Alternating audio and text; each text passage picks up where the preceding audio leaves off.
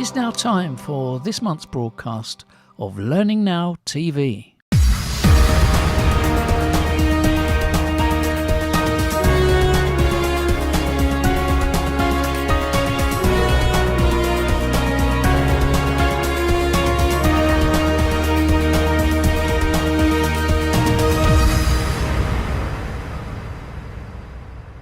Welcome to our November program. And this is our Christmas program because we won't be doing one in December. So happy Christmas. Welcome to our November program. And I guess Happy New Year. Kate, what have we got on the program? It's carrying a lot of weight, this program. So tell me what we've got on to carry all this weight. I feel like I need a Santa hat. So we're welcoming back to the show Paul Matthews, so L&D strategist, someone I've had the pleasure of doing a lot of work with in the past, talking about workflow learning and helping L&D become a trusted partner in the business that helps deliver performance and impact. I am here for that. Yourself and Martin were discussing a new report, Work Experiences, Changes in the Subjective Experience of Work, from the Resolution Foundation. So I look forward to checking that out. We've got regular pieces from Robin Hoyle and Rob Clark, and highlight, I got to interview you about the updated version of your book. So that is also included in today's show. And that was fun. And that was the first interview that I'd done on the second edition of my book. So that was particularly pleasurable. So thank you, Kate. Well, everybody, enjoy that show.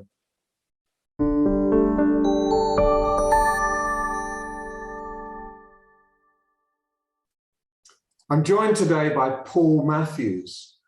Paul Matthews does so many things in so many parts of L&D, it's impossible to categorize him. He's an author of 3 really interesting books. He's a consultant who will help sort out your L&D in your company. He's a kind of philosopher and thinker about direction and the nature of contemporary L&D. And I'll give you a flavor. This is just a little quote from his website. Down one fork of the road, LED will continue to take orders for training, coaching, and e-learning. Down the other fork, you will step onto the road less traveled and gain new skills that enable you to become a trusted partner whose input delivers high-performing people. Which road will you take? Well, I can know which road we're going to be talking about today with Paul. And the topic for today is something that he calls learning workflow. We talk about learning in the workflow, but this is a way of conceptualizing learning as workflow, as a fundamental way of behavior change, not just taking and recording courses. So tell us, Paul, how did you come to this? And what does it actually mean? Well, I think I use this phrase, behavior change needs a workflow solution, not a learning solution. And really, I came to it because I started to realize that if I changed my behavior personally, I practiced a few things, I tried a few things over time. It didn't happen overnight. It certainly didn't happen in the classroom. And if ever I had personally some kind of change out of attending a classroom or a seminar, it was always because I did something afterwards in order to start operationalizing that in some way, practice it and so on. So this whole idea of a sequence of activities started to gel in my mind. And then I realized that, well, actually a sequence of activities that are orchestrated and designed over time is by definition a workworkflow. Yeah. Now, if you're using that sequence to achieve some kind of learning and development outcome, let's call it a learning workflow. And we're using workflows all the time. You know, I mean, heck, if we just go to the supermarket, we're using a workflow to manage that process. But yeah. It also, as soon as you say, if you just use those words, learning workflow, you focus on process, not on a fixed point. You focus on a number of different activities that allow you to prove or demonstrate or develop the behavior change. And you focus on some kind of recorded process that enables anyone involved in the workflow to see measure their own progress, and also for the organization to record that. So let's say we agree with that idea, and I really think it's a very, very important, just as a fundamental concept. As soon as you say it, you think differently about L&D. How do you do it practically? What have you got that would help someone move from a series of courses on an LMS to some way of measuring learning workflow or incorporating learning workflow. Yeah. Well, it doesn't negate the series of courses on the LMS. No, or not at all. whatever. No, it just means that there's more to do than just that. Yes. And you won't get your behavior change without doing the other stuff, Yes. which is all about learning transfer, which is on one of my books and so on. But certainly, as soon as you try and scale that, you obviously need some kind of digital solution. And I'm starting to turn that a learning workflow platform on LWP, which is kind of a new acronym to throw in the mix. But, it will catch on, Paul. We'll all be talking about LWPs, don't worry. Well, take a few months, but we'll get there. But certainly, I did write an ebook on how you need to look at training and designing training, but more than the training, the whole process around that.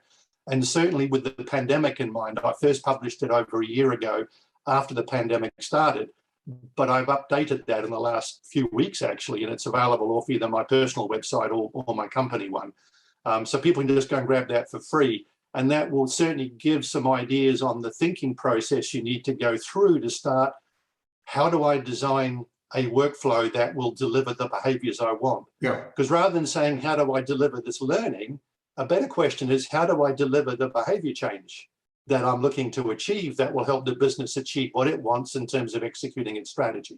Because ultimately, that's why we're there, surely. Unless there's some kind of compliance tick box exercise going on, that's a bit different. And if you're not interested in behavior change, why are you interested in corporate learning and development? Well, yeah. Go and work in a university or somewhere where that isn't the issue. It's about knowledge acquisition. This is about putting the knowledge into practice. Yeah, in a practical sense. Tell us. Yeah, at a practical level, you've got to start thinking about how you're going to deliver a bunch of activities over a period of time that will generate the behavior change you want. Yes. A very simple analogy is the sat nav, of course. You put your destination into the sat nav, the Google AI will develop a set of turn-by-turn instructions.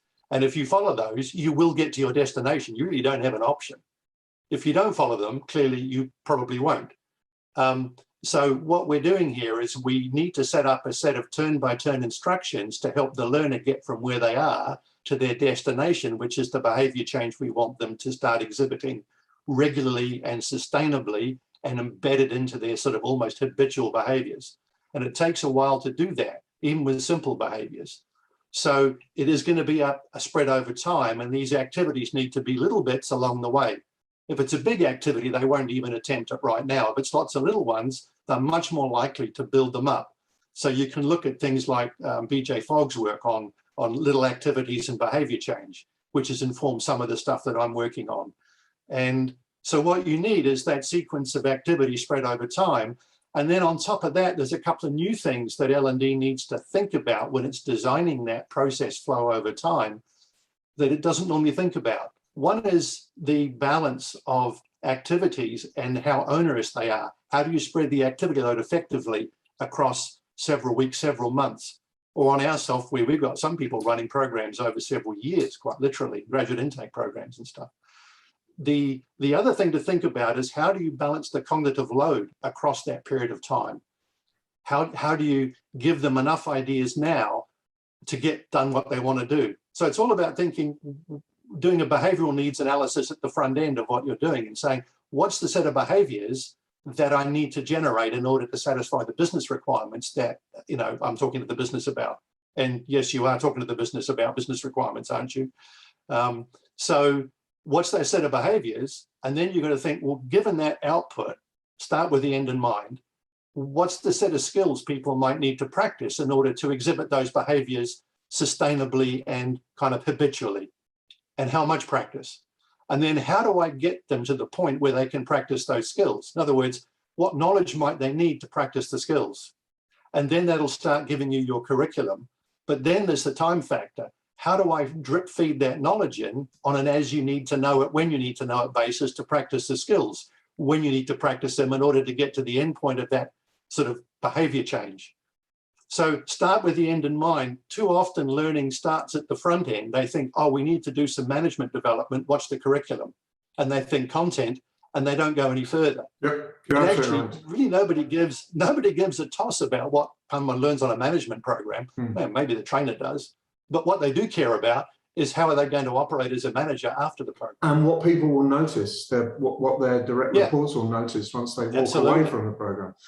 Therefore, what you've done, I think, what you've done is created a schema, a way of incorporating, I think, a fresh way of looking at the impact of learning and development based around behavior change, tracked back through a series of bits of content and skill development through activities and so on, that will enable the organization to know the point at which someone has changed their behavior and can demonstrate that they've changed their behavior, and therefore let them loose, if you like, in a different environment. I think that is a broad service to L&D, and the fact that you've created software that can help the organization manage that process and think through that process, it is really fantastic, and I wish you luck with it. I hope it's incredibly successful. What we put on the screen is a crawl to get hold of that book that Paul mentioned, and if you need to talk to Paul with any further information or advice, he openly encourages you to engage with him, have a conversation with him, and I think it will merit further explanation, moving forward, because this is a big idea made relatively straightforward and simple through the conceptualization that we've just talked about. So Paul, I'm really pleased to talk to you about that. I think you're onto something quite significant, and I hope everybody recognizes that in the coming months and years. Brilliant. Thank you very much for the opportunity to stand on my soapbox, but I just want people to go out and start using it, whether they use our software or not. It's a fundamental way to get L&D delivering on what it's always promised, but has so seldom delivered. Yeah, you're quite right. You're quite right. Thanks very much. Paul Matthews, it's been a pleasure talking to you. DPG's online courses are designed to fit around your life, so you can study anytime, anywhere. Get in touch now for more info.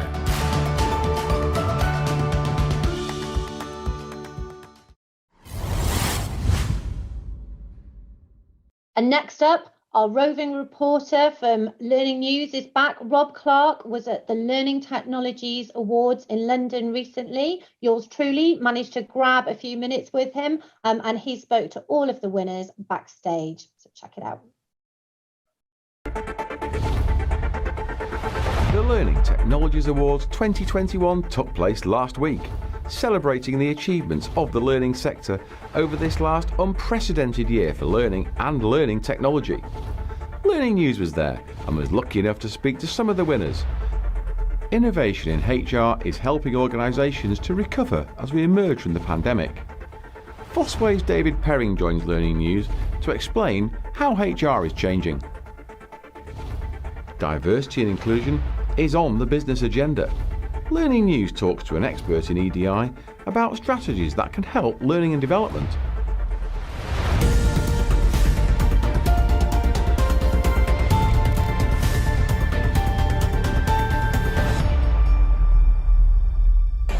We're at the Learning Technologies 2021 Awards here in London, live and in person.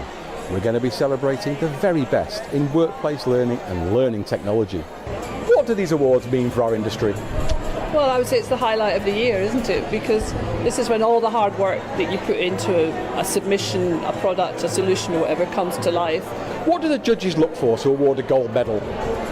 There's always that moment of almost like a frisson when you read something in the shortlisting stage, and then when you get to see the presentation, you just know. It's almost always the gold, you just know straight away. You know, this is a big one, and we're thrilled to even be shortlisted. Brilliant, absolutely brilliant. So good. Yeah, it's such a surprise as well. Feels so good. What does winning this award mean for you and your team? So much. Like, there are so many people within the Football Association that put their heart and souls into this project. We worked so hard together, and then to receive an award for this, I think we're surprised and super happy and proud as well, I think. Yeah, super proud. It was a big surprise. We're just delighted that all their hard work and the amazing efforts they put in building this incredible social mobile learning community has really paid off. Very surprised. We are a charity up against some really massive organisations. Learning Designer of the Year, it's a very special award. Well done. How do you feel? Really surprised, but very happy, thank you. For our team, it's just the icing on the cake, really. They are just fantastic, and I'm so pleased that we won it for them. And for our customers who put such a lot of trust in us as well, I couldn't be happier. You've been watching me talk to just a few of the winners from this year's Learning Technologies Awards. Their full list of gold, silver and bronze winners is on the website. Fosway's 2021 HR Realities Research shows almost all HR teams face change in the last 12 months. The pandemic has accelerated HR's adoption of what might have been perceived as radical changes to HR policy in the past, but which are now seen as essential in the new world of work. The whole pandemic has sort of moved and accelerated organisations to be much more fragmented. The orientation about where people work, are they now back in the office, are they working from home? People are split in across site, and that's driven some really interesting dynamics for organisations themselves and how they put policies into place that work positively for their people. It's also had some really massive effects on how we work and people's sense of identity. And if you add into that things around the multi-generational workforce and changing expectations around the employee experience, you add into that also the need for digital transformation, or what you might call, I suppose, agile transformation of organisations, so they can have more energy and respond faster to the changes around them. Plus the elements of the sustainability and impending ecological collapse and things like that. And it becomes a really difficult environment that organisations are trying to create an atmosphere that helps them be irresistible to their people and enable them to attract new talent as well. People are looking at the future of work, the future workforce, and what it means to have great teams so that their organisation doesn't stagnate, that it can accelerate into the future. And that's meaning that HR are having to reevaluate almost every pillar of their approach. Diversity and inclusion is on the corporate agenda. Employees and new recruits are choosing to work for organisations that are diverse and inclusive. Businesses seek a culture, and often a cultural change, where diversity and inclusion can thrive. Learning professionals have an important role in leading this change, and many are engaged in diversity and inclusion initiatives.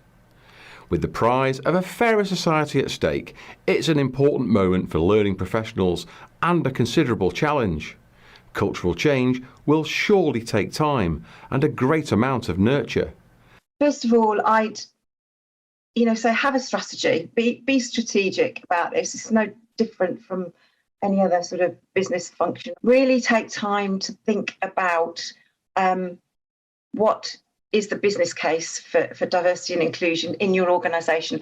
Make sure that you as learning professionals have diverse input into whatever it is that you're designing or thinking about in terms of diversity and inclusion. You need to talk to the people who might be marginalised, who might be disadvantaged, and they need to be brought to the table. They need to have a voice, you need to hear and incorporate their views in whatever it is you're developing and designing. The other thing is being evidence-based. Again, this goes back, what are you trying to achieve? Don't just think you know what your organisation needs. What's your evidence? Have you looked at your staff survey results? Have you got diversity and inclusion embedded in that? What does that tell you? Where's your evidence? And then think about what you're going to do to actually address that. My full interview with Anne Alcott is on Learning News, along with the full in-depth interview with David Perring on the HR market. And the two of us also take a look at the talent management technology vendors in the latest 9-grid market chart. And of course, you'll find the latest breaking news from across learning and development.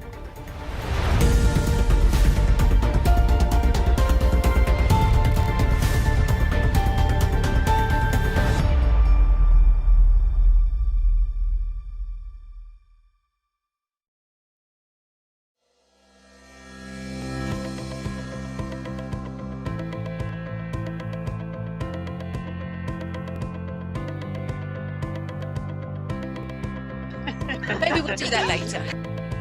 Hey, so you can see this is just like using a whiteboard in a classroom.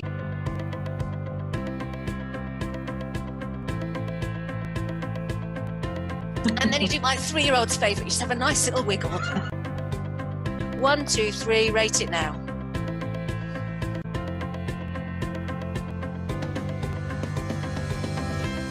A really quick question, you might want to answer this later.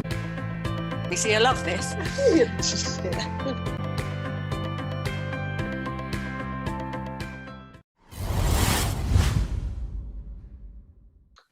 Regular viewers will recognise my next guest. It is none other than our very own Dr. Nigel Payne. So he has been a busy boy. He's currently working in Australia. And while he's been there, he's been awarded his doctorate, I'm delighted to say. So huge congratulations from all at LNTV, Nigel, on that. And also, you've been busy, amongst other things, updating your book. Now, Workplace Learning was published 3 years ago. I read it while I was on holiday in Zante, which tells you all you need to know, because actually I wouldn't normally read a workbook in that environment. But A, it was written by Nigel, so I had a vested interest in reading it. But B, it's fantastic and really, really easy to read and really well written. So what I wanted to do was reflect a little bit back on the original and then take the opportunity to find out what's been updated this year. Okay, sounds good. Very happy to do that, Kate. So, I mean, you start off in the book by talking about the kind of the frustration. You said the book was written out of a sense of frustration that everybody kind of talks about learning culture, and it is very much a buzzword, has been for a good few years now, but nobody really gets to the heart of it. And you kind of take us back, the reader, back to sort of the 80s and some of the organizational management type models around culture, and then kind of build the picture of what a learning culture could and should look like from there. So how did you get to that point, and how did you sort of plot out, okay, this is what it isn't, and this is what I think it is? Well, let's start with what it isn't. What I got annoyed with, and I suppose all my books are written out of a sense of frustration and annoyance, really, which is not very good, maybe not a good basis on which to write, but it served me in good stead. You need to knock out a few 100,000 words, though, don't you? So if you've got something that's that process, this book, I really had a desperate desire to see the journey through, because I was sick to death with everybody and his dog claiming that they had a learning culture based on, we installed an LXP, we have a learning culture. We've set up a new academy, we have a learning culture. Oh, we allow everyone permission to learn, we have a learning culture.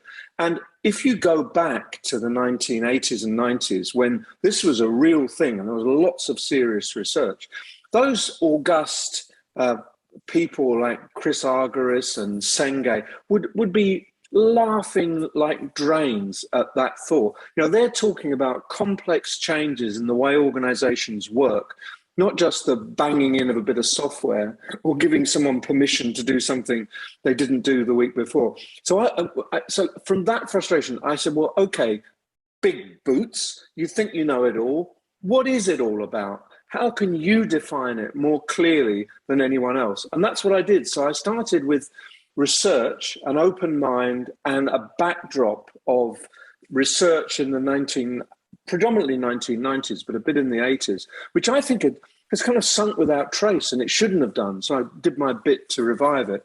And what I came up with was that a learning culture is a whole organizational phenomenon. It's not about individuals learning. It's about the way learning permeates through the organization. And I also realized really quickly that if you don't have the right kind of environment, no one is going to want to go anywhere near a learning culture. So what came up again and again and again was trust. If there's no trust, there's no learning culture. If there's no autonomy and empowerment, there's no learning culture. If you don't have leadership that embodies all of those, there's no learning culture. If there's no collaboration, there's no sharing, there's no learning culture. So I realized that far from focus on getting more learning, you had to build the conditions And when you built the conditions, learning kind of looked after itself.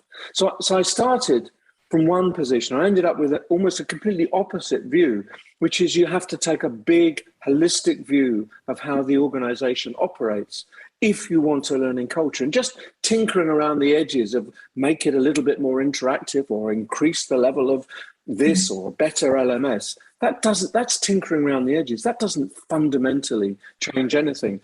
And I was annoyed by a few books that had come out, which just narrowly dove into the way in which you improve the quality of learning in organizations, as if job done. But the problem is that you can improve the quality by something around content or something around assessment, but you fundamentally don't change the way learning is treated in an organization unless you sort out the conditions. So that was the kind of rant that went behind the book. And I tried to be thoughtful and research and evidence-based in pulling my ideas together.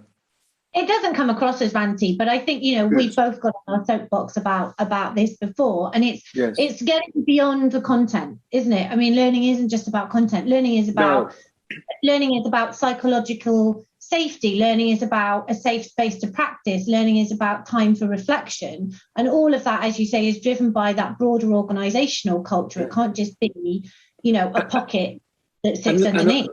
And learning is about admitting failure, admitting when things don't go wrong. And learning and culture is also about asking for help.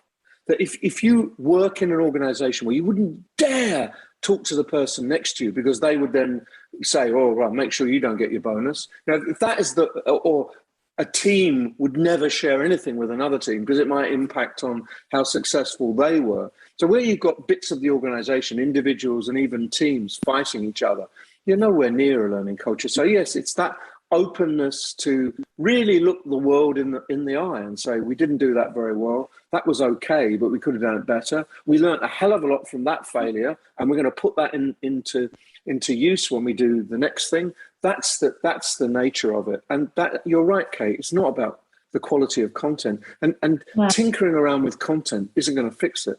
That was the real thing that slammed it, hit me between the eyes. You can't fix it by tinkering around the edges. And what we've seen, obviously, since the book was published, and obviously, post-COVID, is that need for organizations to be able to pivot. The word agile is overused, but if organizations can't reskill, upskill at scale, at speed, they've been pretty stuffed, and they will continue to be as we kind of journey into what is an uncertain future now. So is that driven a lot of that why you wanted to update it? Because obviously it's kind of, we've talked about on the show before, kind of learning and development. This is a strategic opportunity to put learning properly into and bake it into the culture of an organization. You're so right, Kate. I just felt that everything that had happened, all of the disruption and uncertainty was playing into my hands. It wasn't taking it away. So I was even more certain that I was on the right track. I might not get it 100% right, but I was on the right track. But I'd also had other thoughts. Finishing off my doctorate, I was doing some deep reading in organizational logic, in sociology and philosophy. And I realized that I'd missed things in being clear about the path towards a learning culture and where it had come from. So I kind of reinforced all of that. And also I just wanted to do a number of case studies, better case studies. So I did two really big ones, one on Novartis and one on Cotton On, which is an Australian retailer. And they're really meaty case studies that I think really add something to the book.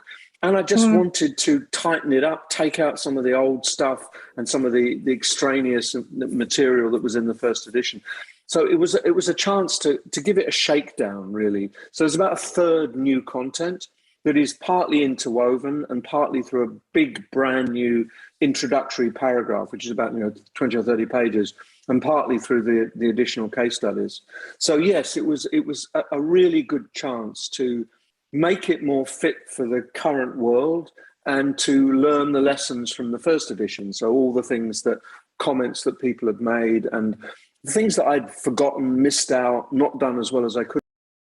have done in the first edition, I managed to get pretty much like I wanted in the second edition. So it is a better book. It's a fatter book. It's a better book. And I think you're right. I think you put your finger on it. It's more fit for purpose in terms of the age that we're now living in, bizarre as it is and crazy as it is. I think we're made for an age of learning now. That's the only way we're going to survive and thrive in all of this craziness. And the other thing that's really hitting me between the eyes, obviously in my new role, I'm spending a lot of time talking to recruiters, talent acquisition heads, heads of talent management, this broader kind of HR picture. And I think the days of HR being siloed and L&D just being a silo within that are gone. I mean, I'm even talking to people about learning and development opportunities for candidates before they even start. So I just think that, and again, that speaks back to that cultural piece, because if learning has to permeate everything, even from pre-onboarding or pre-job offer, then you can't do that if it doesn't spread right the way across the organisation. You're quite right. You're absolutely spot on. And in a learning culture, bringing people into the organisation is seen as absolutely critical. It's fundamental to get people believing, understanding, embracing the way we do things around here. And part of that is sharing their initial insights, being completely open about things they don't understand or things that don't make sense to them. Yeah, so it absolutely impacts on onboarding. It impacts on the way people leave the organisation. You leave it in good faith, in good spirits, with the organisation celebrating what you've contributed, not resenting the fact that you've handed in your notice or trying to ignore you for the last 3 months that you're there as you work out your notice. So yeah, this is very much touches the whole organisation and touches the whole workflow that people are involved in. It isn't learning separate from work, but learning absolutely integrated into work. So that stuff, most organisations, most learning development professionals, I don't think have grasped that pretty fundamental fact, because it's hard. Because when you have to change the whole organisation, it's a lot more difficult than doing the content, buying in a bit of software. But to me, if you really want to succeed in uncertainty, in a world where people have to learn and relearn, I can't see any other pathway forward. No. So genuinely, it's designed to help, be practical and help people.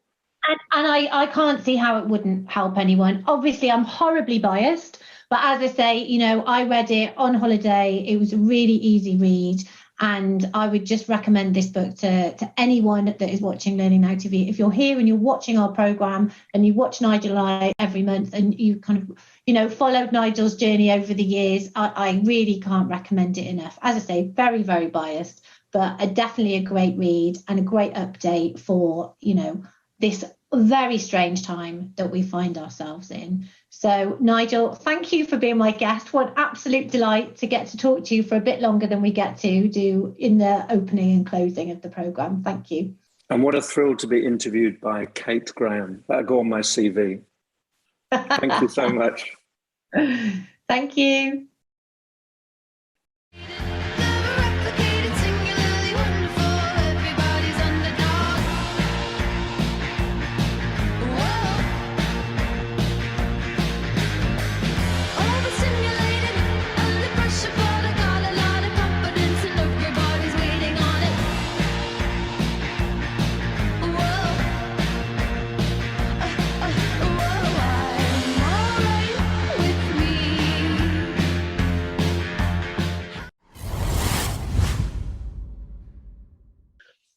Robin's back.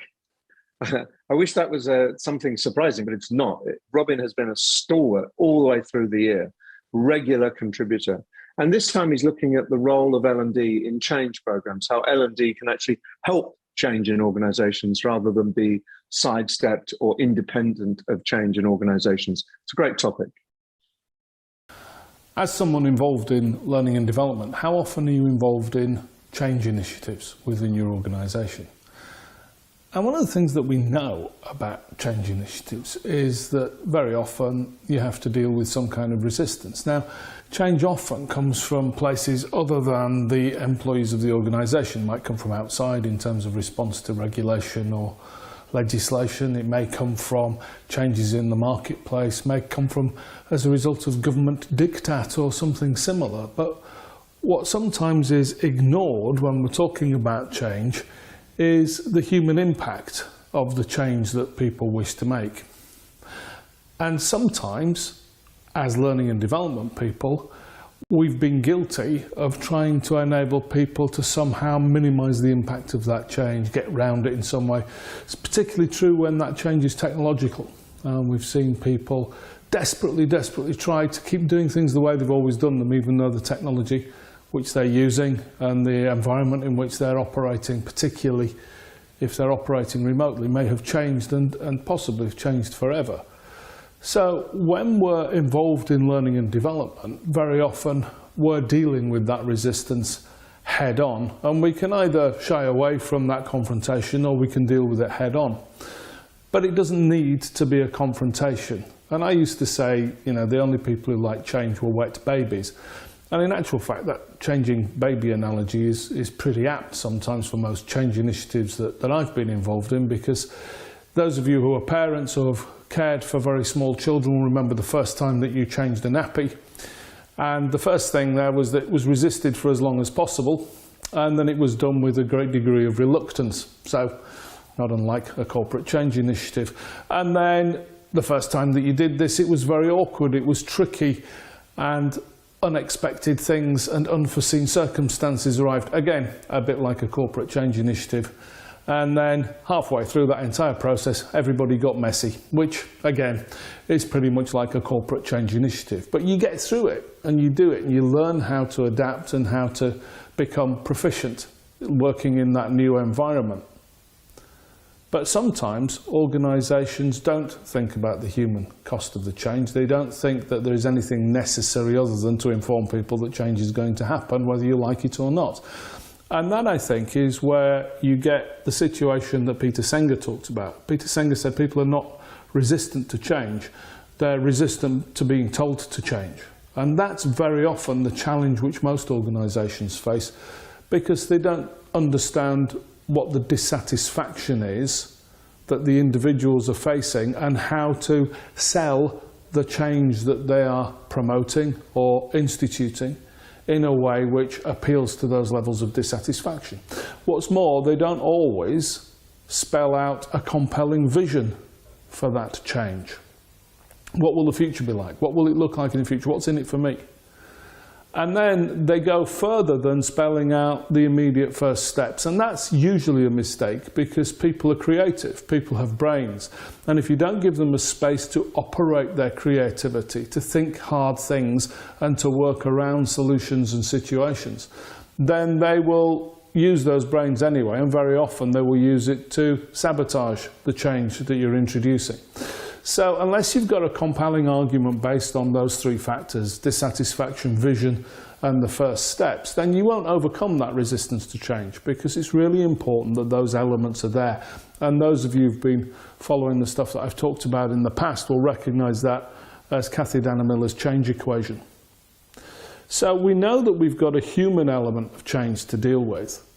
And we also need that when we're helping people to learn what that new environment will look like and what they need to do, then we are enabling people to do different things and do things differently. And that is the heart of what learning is about. That's the heart of what we do as an organisation. And of course that change, that enabling people to do things differently and do different things, doesn't just rely on a change initiative coming from within the organisation. Sometimes it can be coming from the individual. It can be a requirement to get better at doing something to improve their performance, to manage a situation which is relatively new to them in a more effective and efficient way. And managing that change is always about learning, along with other changes. So, in short, the answer to my first question as an L&D person, how frequently are you involved in change? Simple answer is every day. That's what we do. We help people to change. And if we can't help people to overcome their perhaps natural resistance to being changed, then we're struggling from the off. And we need to help people to recognise the value to them the benefits to them, but we also need to leave space for them to unleash their creativity to solve the new problems which occur in any change initiative, whether personal or corporate.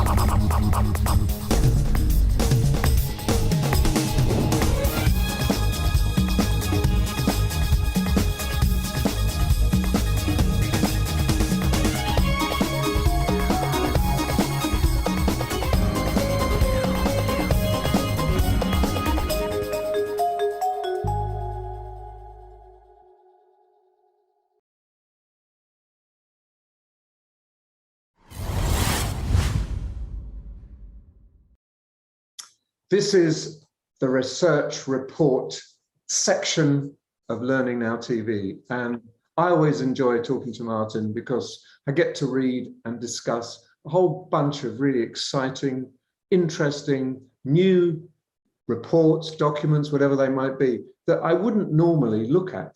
So Martin, what have you got to challenge us and provoke us today? Well, I've got something that hopefully won't disappoint our international, outside of UK audience, because it's UK focused, but I think it's got some interesting insights and messages for those of us who are working and living outside of the UK as well. So this is, and I'm just going to refer to my notes on my other screen. This is the Work Experiences Changes in the Subjective Experience of Work report. And it's a part of a big inquiry called the Economy 2030 inquiry. And it's been carried out by an organisation in the UK called the Resolution Foundation that does a lot of research into work and working life, and also the Centre for Economic Performance at the London School of Economics. So it's quite a big piece of research, and in it they suck in lots of data to basically analyse what work is like for people. And this report sort of runs from the 1980s to pre-pandemic. So there is a caveat that actually it's quite a longitudinal piece of research, and the insights are over that period. But obviously COVID has come along. So I think there has to be a caveat that this report might look different in 5 years' time. However, I think what it does tell us is that some quite interesting points to consider about what work is like currently for people. Yeah, so it's a 30-year scenario. So COVID is probably in 10 years' time will be less significant. The world will have changed and we've moved on. We have plenty of other disasters. So what is it telling us? Tell me the conclusions. What has happened to work over the time period that this report scans? So it's over the, 20 years or something? Yeah. Well, I think the premise was that basically work has lost its meaning for a lot of people. That was an assumption I think the researchers went into this piece of work with. And it turns out that job satisfaction has pretty much held up over those 30 years. The only reason it dipped is because of the financial crash in 2008.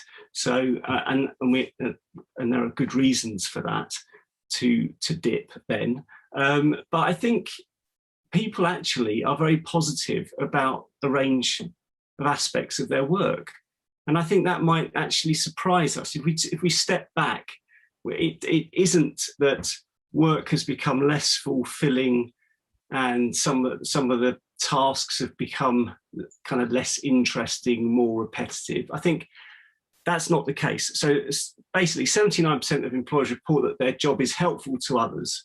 That was in 2015, and that was up from 67% in 1989. They feel more positive about organisations they work for, more likely to say they feel proud of where they work, more likely to report their values are in line with their organisations than in previous decades, and more likely to report that their organisation inspires the best in them, which is up from 61% in 2001 to 74% in 2017. So actually, that you know, on a grand scale, is quite a positive story. Given that if we were just having a conversation about this, we talk about the increasing pressures, the levels of stress, the 24-hour workday, the use of technology that never gives up, and never gives you a break. We talk about those kinds of things, not increasing meaning,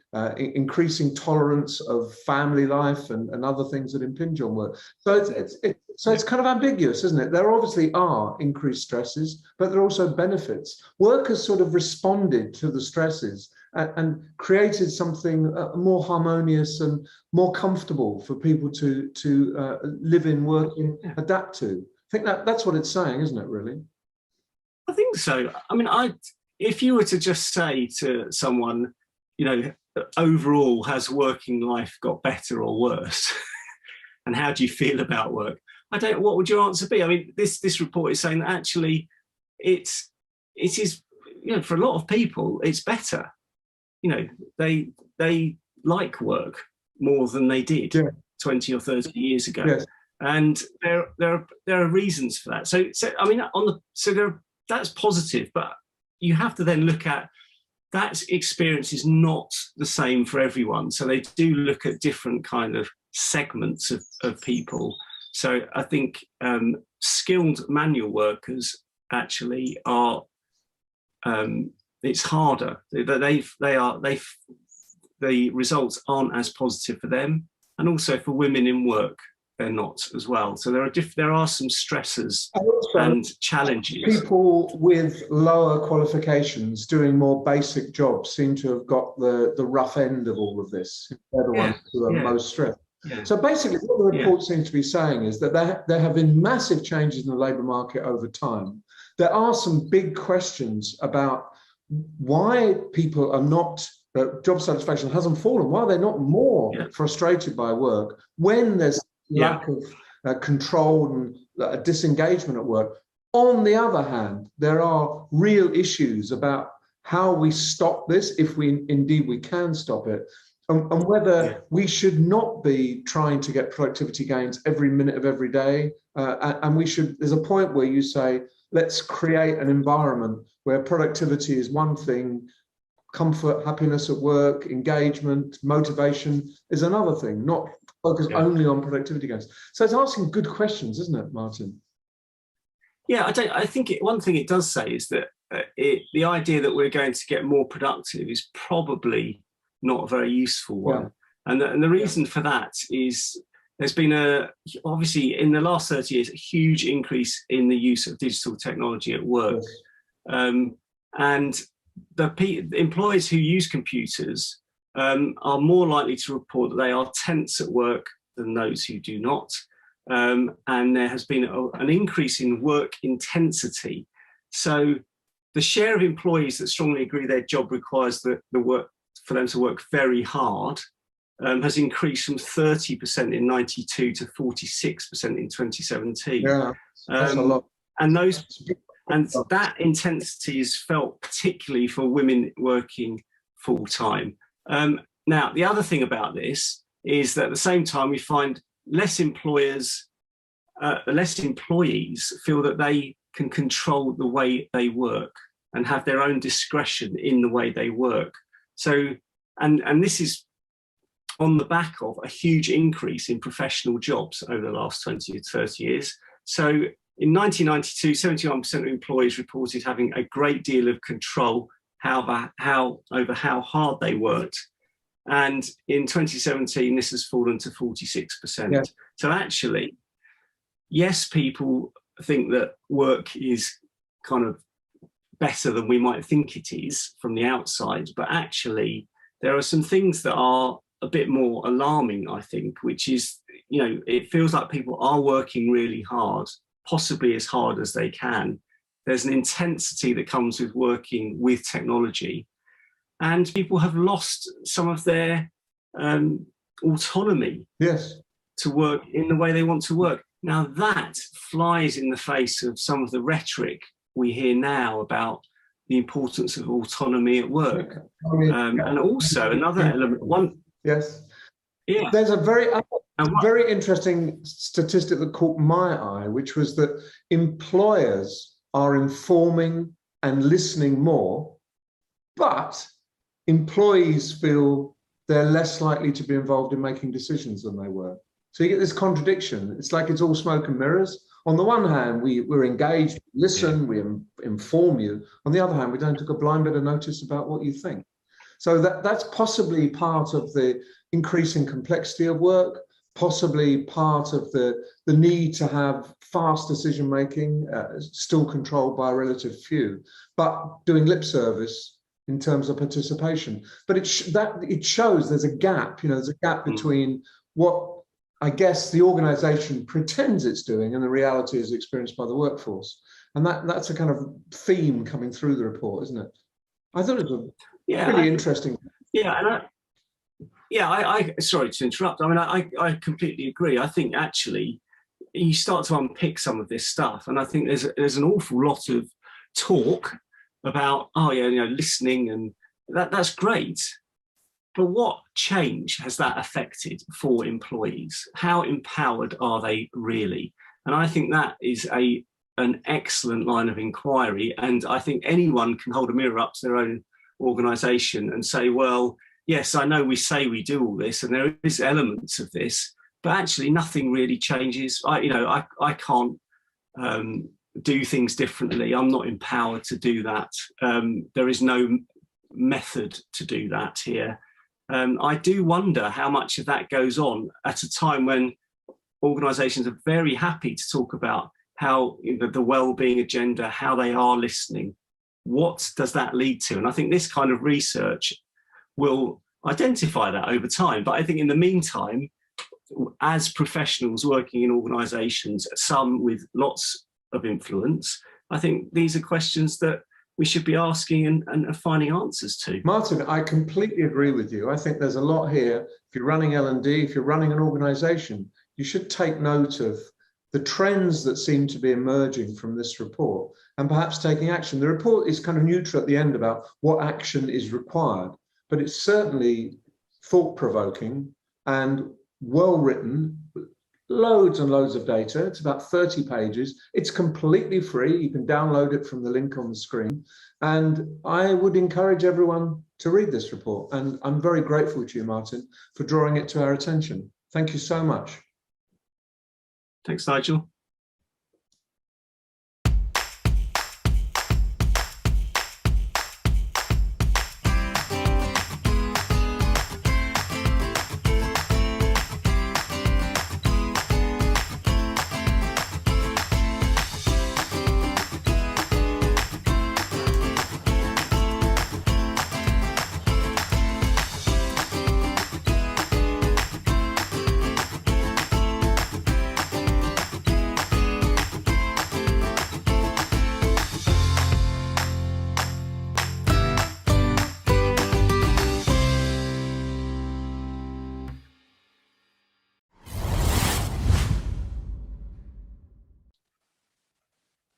Well, that's it for the rest of this year.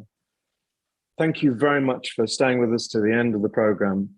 I hope you found it rewarding, interesting, and helpful to you. What did you find most important, Kate? What struck you during the program? Well, I obviously really enjoyed talking to you about your book. I think that your reflections on learning culture are really, really important, and I would urge anyone to read it. Horribly biased, as I said in the interview, but I'm right about this. So there's that, and then also I really enjoyed hearing from Paul Matthews. I did some work with him many years ago, but it was really good to get an update from him. What's your take on his current thinking? Well, I've always liked Paul. I've known him for, probably like you, I've known him for pretty much 20 years odd. And workflow learning is a thing. And he's right that if you don't embed learning in the workflow, if learning doesn't emerge from the workflow, then you're really wasting your time developing skills that really don't impact anywhere down the track. And what he's done is taken those pretty standard, safe and solid concepts, but he's built models around it. So he tells you how to do it. And that is Paul's way. He takes ideas and he turns them into practical, replicable, and easy to follow outcomes. And it's a great interview. I think in some ways, he's undervalued. You know, he's done a lot of good, solid thinking, and he's not in that big group of people who we all admire as great things. And yet his work is solid, and the companies that he works with, he does a really good job. He's kind of transformational, I think, in their development. So I would urge everyone to keep an eye on the Paul Matthews interview, and keep an eye on Paul Matthews' work as well. Absolutely, his book on informal learning is on my shelf, and it is well thumbed. Let me tell you. And I think that it's really good, isn't it? It all too often lacks. You know, there's a lot of thinking and a lot of speakers and things that go on in our industry and in many industries, but there's often not a lot of the how. You know, there's a lot of the theory, but not a lot of the, right, I'm going back to my office tomorrow. How on earth do I start doing that? And I think that's what Paul's really great at. I completely agree. And what's going on, Kate? Are there any conferences, events creeping in on us at Christmas? Tell us what they are. Well, you know, looking ahead to 2022 as well. So our friends at Online Educa are back next week. Next week. That's crazy. Obviously in Berlin, which is a great event, always a good one. 9th to the 10th of February has been confirmed for Learning Technologies London. So, I mean, that's 2 years since we were all last year there, just before COVID hit. And on the 17th of February, our friends at the LPI have got the annual Learning Awards. Yes, again, back in person, back in glitz and glamour and hotel and champagne. We haven't had that for a while. That's excellent. So, as I said, it's the last program of 2021, and we'll be back in January 2022. And if you've got some ideas for contributions, we're going to shake the program up. We're taking a month off, and in that month, we're going to have a good look at the program. So we're looking for ideas, we're looking for people, and we're looking to make LNTV in 2022 refreshed, revitalized, and relevant. It's really important, the relevance bit. So we're doing a lot of talking, and we're always listening. So ideas, you're very welcome to those ideas. So, Kate, anything you'd like to add at the beginning? Just to end us. Yeah, just to say Merry Christmas and a Happy New Year. Thanks for sticking with us. Obviously, I don't think at the start of the pandemic we thought we'd still be here at this point, but yet here we are, and our viewers and our fabulous community have kept us going on Zoom all this time. So just thank you to everybody who's given up their time to watch and take part, all our contributors and all our speakers throughout 2021. And of course, Colin and Martin and Michelle doing all of their hard work. But, you know, Colin doing all of the editing and putting this together. You know, we couldn't do this without him. So thank you very much. We absolutely couldn't. And I think it's appropriate we give our thanks for the year, and we'll be back next year, and you'll notice the difference. Thank you so much, Kate. Bye for now.